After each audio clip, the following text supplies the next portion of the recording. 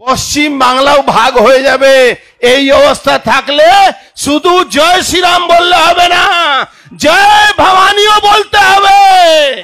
আমাদের টাকা, আমাদের সম্পত্তি নিয়ে তারা আমাদের বিরুদ্ধে অস্ত্র কিনে আমাদেরকে মারছে। ছাড়ুন বাংলাদেশ, বাংলাদেশের হিন্দুর জন্য আমরা লড়াই দেওয়ার জন্য শুধু এই বাংলাদেশকে আবার ভাগ করতে হবে, ওখানে একটা হিন্দু রাষ্ট্র তৈরি করতে হবে, তাহলেই এটা সম্ভব হবে। বাংলাদেশের হিন্দু জন্য ছাড়ুন, বাংলা পশ্চিম বাংলা আজকে যে সনাতনী আমরা উপস্থিত হয়েছে না, বহু সনাতনী আসেন বসে বসে দেখে বলছেন আরে এরা পাগল আছে, আমরা হিন্দু মুসলমান একসঙ্গেই থাকবো। হিন্দু মুসলমান একসঙ্গে থাকলে থাকতে পারবেন না আপনারা। একটা মুসলমান যে সাইকেলের পাঞ্চার বানায় আর একটা মুসলমান যে প্রফেসর আছে, সবার চিন্তা ভাবনা একই আছে।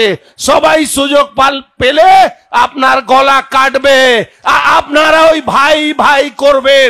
এই ভাই ভাই করলে হবে না, এই ভাই ভাই করলে হবে না।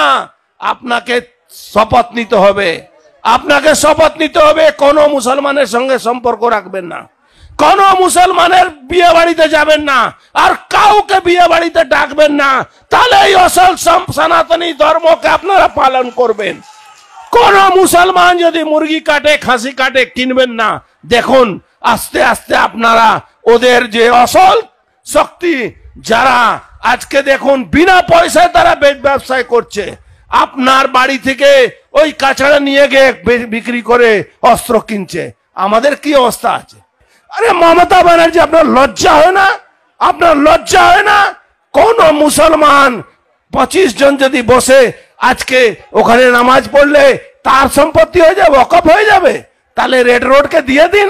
কালকে বলুন রেড রোড ওয়াকফের সম্পত্তি আছে, কালকে বলুন বিটি রোডে টিটাগড় ওয়াকফের সম্পত্তি হয়ে গেল। তাহলে রাস্তার সমস্ত রাস্তায় মুসলমানরা দাঁড়িয়ে থেকে নামাজ পড়ছে, আপনি বলুন ওয়াকফ সম্পত্তি হয়েছে। এবার ভারতবর্ষ, যে ভারতবর্ষ বাংলাদেশকে স্বাধীন করেছিল, সেই ভারতবর্ষ কে আজকে যাকে স্বাধীন করেছিল সেই দেশের জেহাদিরা ভারতবর্ষে পতাকাকে পায়ে তোলা রাখছে। আজকে বাংলা